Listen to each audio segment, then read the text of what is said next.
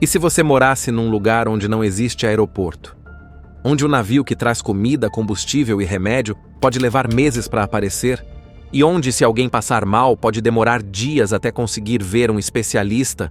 Difícil imaginar uma rotina assim, né?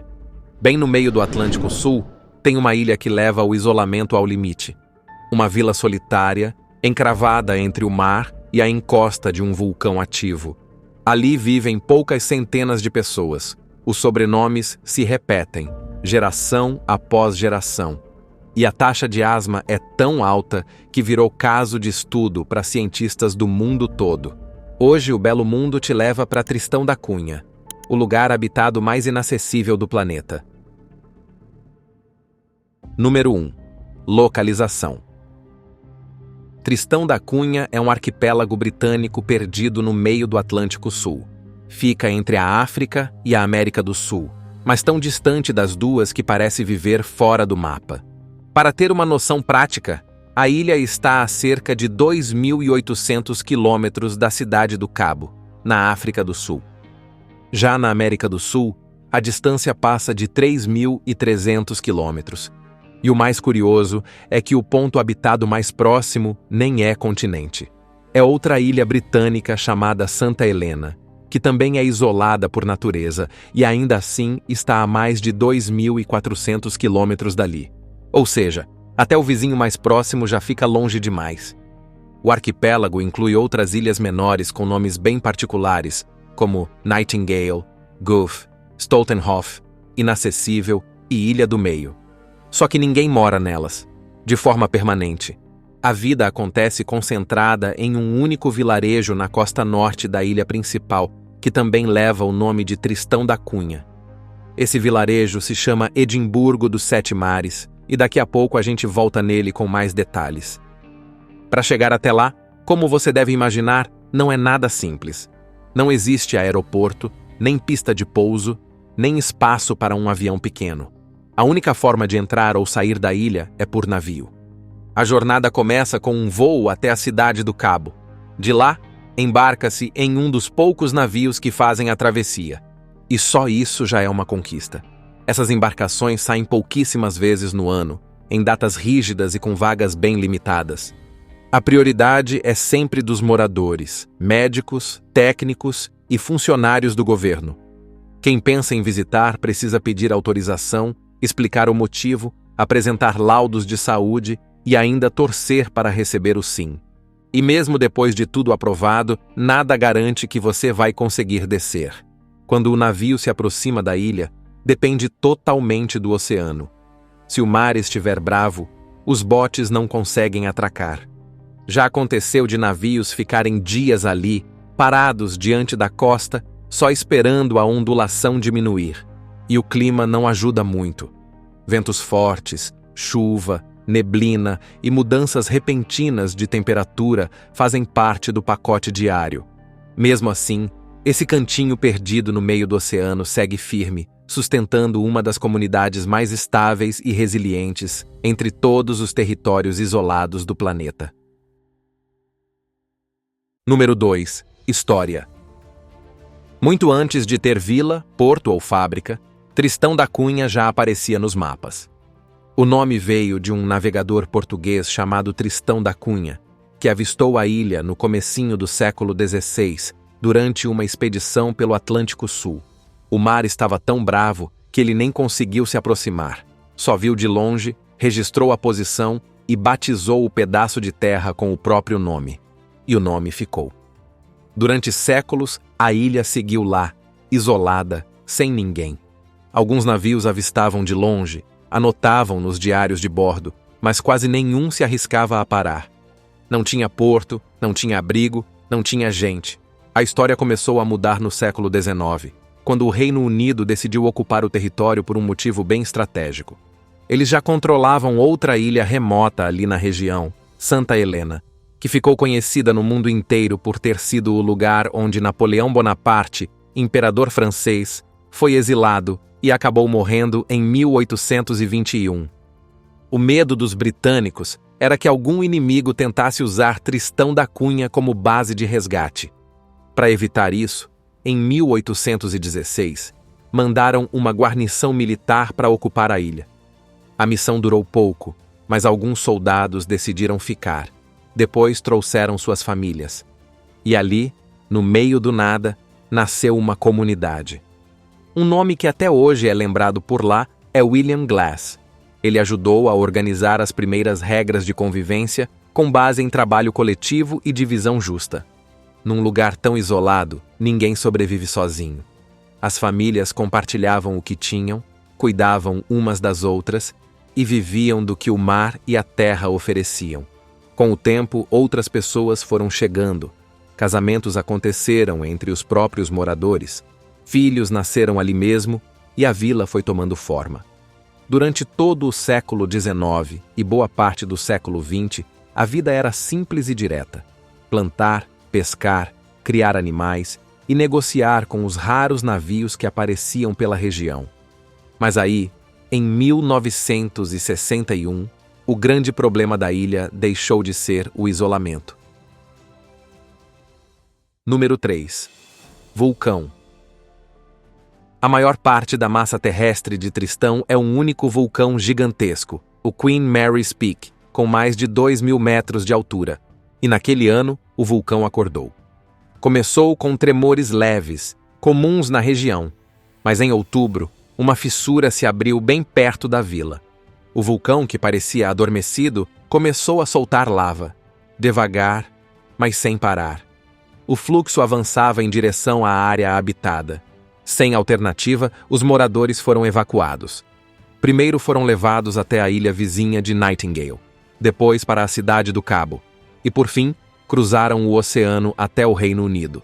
Passaram quase 2 anos vivendo em campos improvisados no sul da Inglaterra, longe de tudo o que conheciam. Muita gente achava que eles iam ficar por lá. Só que não foi isso que aconteceu.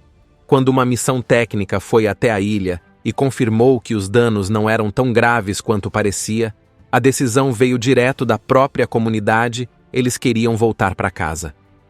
Em 1963, os moradores desembarcaram de novo em Edimburgo dos Sete Mares. Reconstruíram tudo do zero: casas, escola, galpões, igreja, campos de cultivo e até a fábrica de processamento de lagosta. E voltaram à rotina como sempre foi. Número 4. Vila e população. Como a gente adiantou, Tristão da Cunha não tem cidades, distritos ou povoados espalhados. Tem uma única vila. É ali que todas as famílias moram, trabalham, estudam e convivem. O nome oficial é Edimburgo dos Sete Mares, uma homenagem ao Duque de Edimburgo, que visitou o arquipélago na década de 1950. Ela fica num pedaço de terra quase impossível, espremida entre o oceano e a base do vulcão. De um lado, as ondas batem forte. Do outro, as encostas verdes sobem, até desaparecer nas nuvens. No meio disso, estão as casas alinhadas, os galpões, a igreja, a escola, a padaria, o centro comunitário e a pequena fábrica que movimenta a economia local. A população é pequena, pouco mais de 260 pessoas. E praticamente todo mundo carrega sobrenomes vindos das famílias fundadoras como Glass, Green, Swain, Lavarello, Repetto, Rogers e Hagan. Claro que com o tempo outros nomes também apareceram, mas a base continua sendo essa. Por isso, não é exagero dizer que quem nasce ali cresce sabendo que tem algum grau de parentesco com quase todo mundo. Essa origem compartilhada não é só uma curiosidade. Ela aparece nos estudos genéticos e no impacto direto na saúde. Tristão da Cunha ficou famosa entre cientistas por causa da alta prevalência de doenças hereditárias, principalmente a asma. Pesquisas indicam que algo próximo de 1/3 dos moradores se enquadra em critérios médicos formais para a asma, uma taxa muito mais alta que a média mundial. Nos anos 90, uma equipe de cientistas passou meses na ilha reconstruindo árvores genealógicas, coletando amostras e analisando gerações inteiras. O caso ganhou tanta visibilidade que a ilha virou tema de um documentário da BBC e ficou conhecida informalmente como Asthma Island, que significa a Ilha da Asma. Número 5. Infraestrutura. Viver num lugar tão remoto transforma qualquer estrutura básica em desafio. E Tristão da Cunha sabe bem disso. A saúde, por exemplo, depende de um único centro médico. É o Camogli Healthcare Center, construído com padrão britânico e equipado para atender a comunidade, mas dentro de limites. Não tem UTI. Não tem centro cirúrgico completo. O médico residente é um só. A equipe de enfermagem conta nos dedos. Quando o caso é mais complexo, entra a telemedicina. Imagens e exames são enviados para especialistas no Reino Unido ou na África do Sul. E se a situação for grave, a única saída é a evacuação por navio até a cidade do Cabo. Dependendo do tempo e das ondas, isso pode levar dias ou semanas. Mas não é só a saúde que vive nesse equilíbrio delicado. A energia da ilha vem, em boa parte, de geradores a diesel, conectados principalmente à fábrica de lagosta. Nos últimos anos começaram a instalar painéis solares, mas o sistema ainda depende dos navios que trazem o combustível. Se a embarcação atrasa, o risco de apagão é real. A água potável vem de um riacho chamado Big Watron. Ela é captada, levada até reservatórios e distribuída por gravidade. Funciona, mas não sobra. E o esgoto? Vai para as fossas e depois é despejado no mar. Nada de estação de tratamento ou grandes redes de coleta, o que por si só não parece muito amigável ao meio ambiente. Contudo, o volume é pequeno e o impacto ambiental acaba sendo menor que o de cidades grandes. Celular? Nem sinal. A internet existe, mas é via satélite, cara, instável e com planos limitados. Por isso, meus amigos, pode esquecer a ideia de streaming, videochamada ou rede social o dia todo. Para comprar mantimentos, existe um único mercadinho. Só que ele não tem estoque como os nossos supermercados. Os pedidos precisam ser feitos com semanas de antecedência, porque vem nos barcos de pesca que conectam a ilha à África do Sul. Aliás, quase tudo em Tristão se conta nos dedos. 2 policiais, uma escola com cerca de 20 alunos, dos 3 aos 16 anos, uma creche, um banco, um correio, e só. Não há restaurantes, nem máquina de cartão. Quando o salário cai, os moradores vão ao banco e sacam dinheiro vivo. Todas as transações são feitas em libras esterlinas. E mesmo com todas essas limitações, a vila funciona. Número 6. Lagosta, selos e sobrevivência. Como você deve ter percebido, a vida pela ilha gira em torno do essencial. Cada família cultiva seu próprio alimento e cria alguns animais: galinhas, ovelhas, patos e, no máximo, uma vaca por casa. Essa regra foi imposta pelo governo britânico para proteger a vegetação nativa, já que quase metade da ilha é área de preservação. Outra coisa que chama a atenção por lá é que não existe terra à venda. Oficialmente, tudo pertence à comunidade e todo mundo participa do funcionamento coletivo. Cada um tem sua função. Não existe essa ideia de propriedade privada como a gente conhece. Só que mesmo com essa vida simples, existe uma atividade que sustenta a economia da ilha, a pesca da lagosta, e ela é tão importante que aparece até na bandeira de lá. Durante a temporada de pesca, os homens vão para o mar e as mulheres trabalham na fábrica próxima ao porto, onde as lagostas são processadas e congeladas. O destino final costuma ser o Japão ou países da Europa. E é esse dinheiro que paga praticamente tudo que não pode ser produzido por lá, como combustível, remédios, material de construção e automóveis. Pode parecer exagero, mas Edimburgo dos Sete Mares tem um bom número de veículos, até demais para o seu tamanho.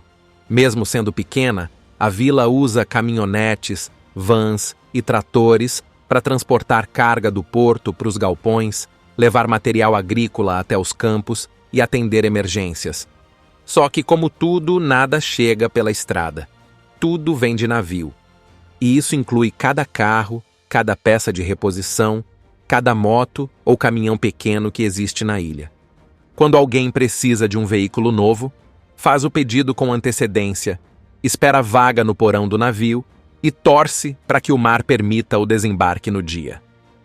Outra fonte de renda vem dos selos e moedas comemorativas. Como são lançados em tiragens pequenas e vêm de um lugar tão remoto, viraram item de colecionador. O governo local aproveita para arrecadar fundos e manter projetos comunitários. A economia não tem luxo. A maioria trabalha no setor público, na fábrica ou em funções comunitárias. No fim das contas, é o senso de coletividade que mantém tudo funcionando. Número 7. Lugares. Além da distância absurda e da viagem que já é uma aventura por conta própria, Tristão da Cunha surpreende pela variedade de paisagens. A ilha inteira é de origem vulcânica, com encostas íngremes, campos verdes e áreas de vegetação totalmente intocada. O isolamento acabou protegendo espécies que não existem em nenhum outro lugar. A fauna é o grande destaque. A ilha é ponto de nidificação de dezenas de aves marinhas e abriga espécies endêmicas, como o famoso albatroz de Tristão, que só se reproduz ali e está classificado como vulnerável. Além dele, é fácil ver lobos marinhos descansando nas pedras e grandes bandos de pássaros circulando ao longo da costa. Dependendo da época, aparecem outros visitantes. Nos meses de janeiro e setembro, surgem os pinguins rockhopper, que fazem parte da paisagem da ilha. De maio a outubro, é possível avistar baleias passando pelas águas profundas ao redor do arquipélago. As praias, formadas por areia negra por causa da atividade vulcânica, são um espetáculo à parte. Perto dos campos de batata, existem trechos seguros para banho, protegidos por rochas que diminuem as correntes e afastam tubarões. Para quem gosta de caminhada, um trajeto de meia hora leva até a subida do vulcão principal. O acompanhamento de guia é obrigatório, mas vale a pena. Lá do alto, dá para ver um lago em formato de coração dentro da cratera. E mesmo sendo tão pequena, a vila tem alguns pontos curiosos, como um museu que conta a história da ilha, um café, um bar, 2 igrejas e até um campo de golfe. Dependendo da época da viagem, o visitante ainda pode acompanhar tradições locais e festas comunitárias. Número 8. Festivais. Mesmo vivendo no lugar mais remoto do planeta, os moradores da vila preservam tradições muito próprias. Na virada do ano, por exemplo, a vila inteira entra no clima. Os jovens se fantasiam com máscaras e roupas improvisadas e passam de casa em casa assustando os vizinhos. São os okalolis, uma tradição antiga que lembra festas europeias de inverno, misturando susto, brincadeira e muita risada. Mas a celebração mais importante do calendário da ilha sempre foi aquela dedicada à monarquia britânica. Durante mais de um século, ela foi conhecida como a Festa da Rainha, criada ainda no século XIX e comemorada em junho, seguindo o Official Birthday, a data simbólica usada pelo Reino Unido para celebrar o aniversário do monarca. Com o falecimento da Rainha Elizabeth em 2022, a comunidade fez uma adaptação natural.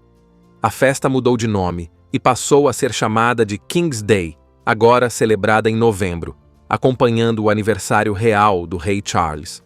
A essência, porém, continua a mesma, um dia inteiro de jogos comunitários, competições, música, encontro das famílias e aquela sensação de que todo mundo faz parte da mesma história. E para fechar esse passeio pelas tradições locais, falta falar de um capítulo essencial da ilha, a culinária de Tristão da Cunha. Número 9. Gastronomia. Se tem uma coisa que define bem a vida em Tristão da Cunha, é a simplicidade. E isso aparece direto na comida. Como quase tudo aqui é feito para consumo local, a base da alimentação vem da terra e do mar. A estrela da vez? A batata. Não é só um acompanhamento, é parte da identidade da ilha. Inclusive, já foi até moeda de troca durante a Segunda Guerra. Na falta de dinheiro, o pessoal usava batata para comprar jornal, cigarro, fazer escambo. Virou símbolo. Tanto que até o selo oficial foi impresso com desenho de batata e cotação do tipo 4 batatas por 1 centavo. Até hoje, Cada família cultiva suas próprias batatas num campo comunitário chamado The Patches. E como não poderia faltar, nos festivais da ilha, tem concurso de melhor batata frita e até escultura feita com batata. Mas nem só de batata vive a ilha. A lagosta também é muito valorizada. É vendida para fora, mas também aparece no prato, junto com peixes fritos, bolinhos e carne de gado ou ovelha, tudo criado ali mesmo. Um prato típico é o plo, uma espécie de risoto com curry e carne ou peixe. Tem também a versão vegetariana, o white plo. De doce, o que mais aparece é bolo seco, pudim de abóbora e um tal de coconut fingers, tipo um bolo coberto de coco e glacê rosa. A comida aqui tem pouco luxo, mas muito significado. Cada ingrediente é contado, valorizado e compartilhado. E por hoje ficamos por aqui. Mas agora me conta, você conseguiria viver num lugar isolado assim? Conta pra gente nos comentários o que mais te chamou a atenção nessa ilha no meio do nada. Se curtiu essa viagem, deixa seu like e se inscreve aqui no canal Belo Mundo. Ativa o sininho para não perder os próximos destinos. A gente se vê na próxima jornada.